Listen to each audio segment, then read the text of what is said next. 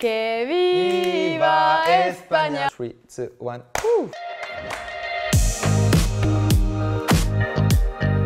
L'aftermatch avec Samia et Malek. Hello, bienvenue sur Alan France. Ici Samia et Malek. Let's go! Épisode final et j'ai envie de dire Que viva España! Mais j'ai perdu. Est-ce que vous vous rappelez, épisode précédent, nos pronostics, Malek qui a eu une vision sur ce petit ballon qui s'est allumé. Ouais, on se souvient tous. Malek qui était tellement sûr de lui, Malek qui était confiant, serein dans son pronostic qu'il tenait depuis maintenant un mois en nous disant c'est l'Angleterre, je le sais, je le vois, j'en suis sûre. Et finalement, patatrac. J'ai perdu. T'as perdu. C'est bon, on enchaîne? Oh oui, on enchaîne. Bonjour. Les Espagnols ont été sacrées championnes et on va revenir évidemment sur tous les moments forts qui nous ont fait vibrer, qui vous ont fait vibrer pendant ce mondial. Et aujourd'hui, on a un terrain à disposition pour refaire les actions marquantes de ce mondial. Est-ce qu'il y a une action en particulier, Malek, toi, qui a retenu ton attention? J'ai adoré ce mondial, j'ai regardé pratiquement tous les matchs. Je trouve que c'est monté en niveau du premier tour au huitième, au quart, au demi. Je trouve que les scores étaient assez serrés. Je trouve que toutes les équipes avaient leur chance de gagner. Et je trouve qu'on finit par un beau couronnement qui est le couronnement de l'Espagne. Une équipe qui a été offensive, une équipe qui a vraiment misé sur son jeu d'attaque, sur son jeu collectif. Et du coup, bravo l'Espagne. Mais s'il y a une action qui m'a quand même marqué, on va revenir sur nos chères et belles Australiennes. Sur une joueuse qui a marqué ce mondial, qui est un génie pour moi du football, qui s'appelle Sam Kerr. J'ai eu de la peine pour elle d'ailleurs. Oui, est-ce que tu te souviens? On était en demi-finale. Qui peut l'oublier? Australie, Angleterre, ok? Yeah. Alors, on était peut-être à la 70e minute de jeu, on va dire ça comme ça. Sam Kerr, donc elle s'est dit, girl, vas-y, il y avait quelques joueuses de l'équipe d'Angleterre qui étaient quand même déjà là. Elle s'est dit, et pourquoi pas prendre la balle, avancer du centre. Et attention, percée dans le terrain au 21 mètres, Sam Kerr qui avance, qui se déporte sur la droite et… 30 mètres, meuf, elle tire le ballon. Est-ce que tu vas l'arrêter ou pas? Pouf. Et tu l'as pas arrêté, en pleine lucarne. Magnifique. L'action du mondial. Et je me rappelle, ouais, c'est à ce moment-là qu'on s'est dit « Oh, il est en train de se passer un truc, l'Australie va retourner le match ». Parce que c'était tellement dingue comme action. Hors du temps, et c'est un peu… il y avait quand même des petits moments hors du temps dans ce mondial, et s'il y avait l'award du but du mondial et l'award du moment hors du temps du mondial, Sam Kerr. Le but était tellement fou que même le stade, il est parti en ébullition. Le stade tout jaune australien, c'était incroyable. Donc ça, j'avoue, moment marquant, vous nous direz vous aussi. D'ailleurs, on n'a pas encore toutes les stats parce que après chaque compétition, on a les meilleurs buts, les meilleurs moments, ce qui a été élu le meilleur but, la meilleure attaquante. Évidemment, le mondial vient de s'arrêter, donc on aura ça très prochainement. Je pense qu'on pourra refaire des stories en plus là-dessus. Mais nous, on va vous donner, nos impressions et nos joueuses qui nous ont marqué sur cette compétition. Allez, vas-y, on peut jouer à un jeu? Ouais. L'équipe coup de cœur. Je dirais le Nigeria. Ouais. Tu me l'as volé. mais en vrai, j'allais pas dire le Nigeria, mais si le Nigeria. Mais moi, l'équipe coup de cœur, bah, je vais dire l'Australie. Ouais. Finally, l'Australie parce qu'à domicile, elle a joué, elle était à ça d'être éliminée au premier tour, elle a avancé au tiers de finale, à ça d'être éliminée en huitième, en quart et tout. Et quand même une équipe coup de cœur, ouais. L'Australie, la joueuse coup de cœur, Sam Kerr du coup. La joueuse coup de cœur, je dirais quand même, bon, je vais prendre une française. Et ce serait pas la joueuse, je vais pas en choisir qu'une en fait, je suis plus dans le collectif. Donc je vais dire tout l'état d'esprit. Parce que c'est vrai que cette équipe de France, elle a été dans une phase de reconstruction. Là, j'ai l'impression qu'elles sont reparties sur une nouvelle page. Et c'est surtout ça que je retiens. C'est que les joueuses sont redevenues une famille et une vraie équipe collective. Et je trouve qu'on a ressenti ça mentalement. D'ailleurs, c'est pour ça qu'on était déçus qu'elles n'aillent pas aussi loin, parce qu'on avait senti ce lien qu'elles avaient entre elles. Et on sentait que c'était un bon groupe. Et c'est ce qui fait gagner les compétitions, c'est les bons groupes ensemble. Tu vois, on est resté un peu sur notre faim. C'est vrai. Surtout au pénalty, c'est cruel, quoi. Les tirs au but, c'est cruel. Ouais.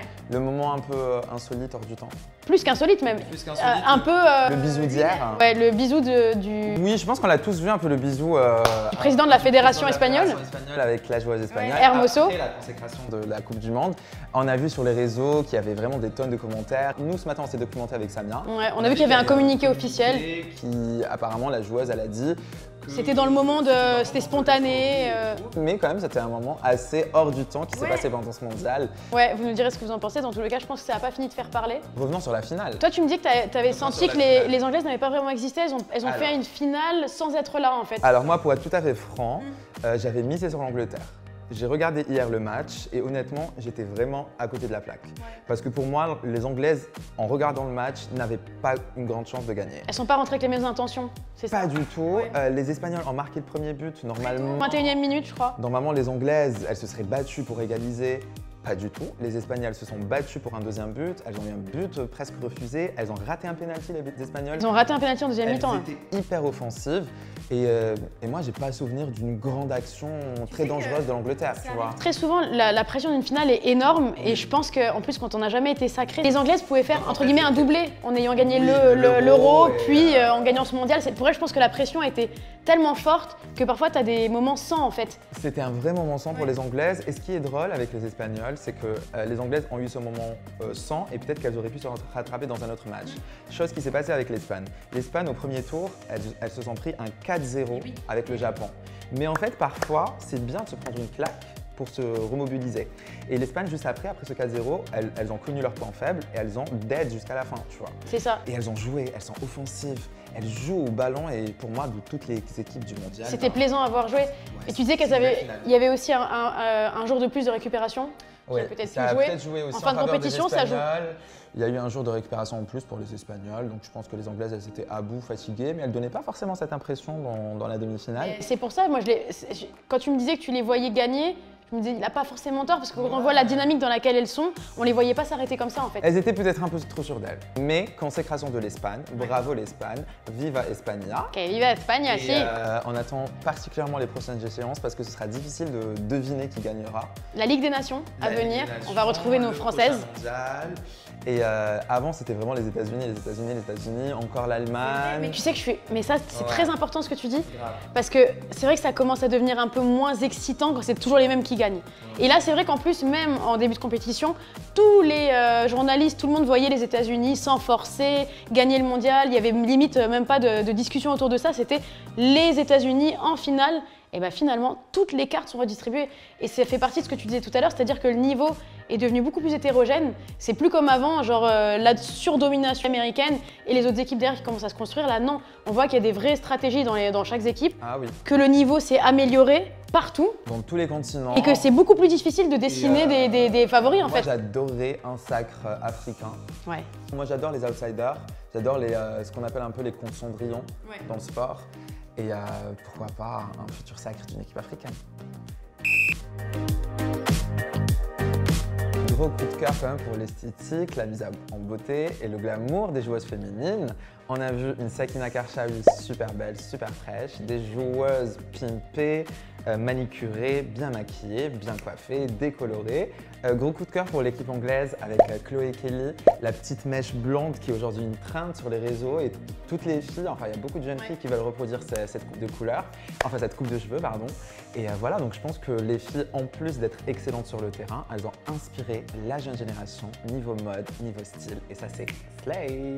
C'est comme ça qu'on crée des icônes et des appartenances et c'est super important de se représenter et d'avoir des femmes fortes comme ça pour représenter les jeunes filles. Et on en parlait la dernière fois, on en parlait dans l'épisode précédent, on parlait des innovations donc, qui ont permis aux athlètes, voilà les innovations Nike Woman qui ont permis aux athlètes de devenir meilleurs. En fait, les équipementiers comme Nike accompagnent le développement global du foot féminin. Et donc par les accessoires, on a vu avec les crampons, on a vu aussi avec les tenues qu'elles portent qui sont adaptées. Pendant longtemps, elles n'avaient pas accès à ça, tu vois. Et je trouve que le développement se fait vite et bien.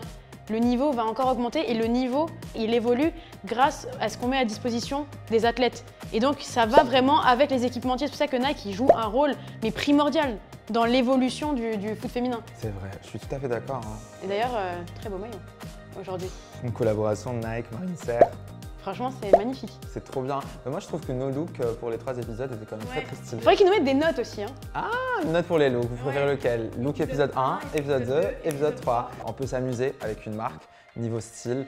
Et moi, dans mes 3 looks avec Samia, tu t'es éclaté, mais celui-là, le maillot est magnifique. Pour le final. Pour le final, le meilleur look. Let's go. Et à votre tour maintenant, bien sûr, de nous dire ce que vous avez pensé de ce mondial. C'est passé très vite hein, quand même. C'est passé très vite. C'était un joli mois. plein de rebondissements, plein de moments forts, plein d'émotions, parce qu'il y a quand même beaucoup d'émotions dans ce mondial. Et j'espère qu'on vous a quand même accompagné de la plus belle des manières qui puisse. On a essayé d'être sympathique, vrai. D'apporter du contenu intéressant. Pas entendu sur deux sujets, mais c'est pas grave. Ce qui est bien aussi. C'est ça qui est cool.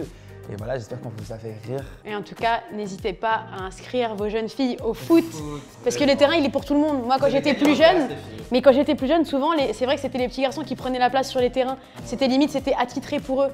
Et moi, je venais, je me suis imposée. À l'époque où il n'y avait pas beaucoup de jeunes filles qui s'imposaient, il faut s'imposer. Allez-y, prenez vos ballons, achetez vos crampons. Go sur les terrains, c'est pour tout le monde. Aujourd'hui, il y a des stades entiers pour le football féminin, donc il y a un impact qui est vrai pour le football, tout court au final. Exactement. Voilà, donc vive le foot, vive les femmes. Et vive Nile. Et un gros big up à l'équipe de Nylon. Ils nous ont trop bien reçus dans leurs locaux, ils sont tous derrière là, donc gros bisous à eux. Et toi Samia, du coup on te retrouvera où, quoi après ça? Moi vous allez me retrouver toute l'année, là c'est parti, c'est la saison reprend donc sur ma chaîne Sam Footix, donc chaîne YouTube où je fais des vlogs de matchs, où je vous emmène avec moi dans les stades. Wow. Voilà. Et toi on te retrouve où alors Malek? Moi on me retrouve, la rentrée va être riche, donc entre Fashion Week, mais mon gros projet ça va être mon son que je vais sortir à la rentrée, que j'espère que vous allez adorer, un son en sonorité pop qui me ressemble, coloré. Et voilà. Et bien sûr, continuez à retrouver du contenu, pas que foot d'ailleurs, du contenu culture, pop, tout ce que vous voulez, mode sur Nylon. Abonnez-vous à cette chaîne. Abonnez-vous. C'est très important, donc vous vous abonnez, vous activez la petite cloche pour avoir les notifications quand il y a une nouvelle vidéo. Vous mettez des petits pouces, vous donnez du soutien, vous savez comment ça marche. Plus il y a de gens, plus il y a de contenu. Et franchement, ouais, la preuve avec un nouveau contenu comme ce qu'on a fait avec Malek, il y en aura d'autres grâce à vous. Donc venez vous abonner en masse et partager. On compte sur vous. Et bien sûr, bisous Nylon. T'as perdu. Elles ont gagné, les Espagnols, championnes du monde. Dit défaite, dit quoi? Dit gage. Dit gage. Un hymne du mondial que tout le monde connaît, évidemment.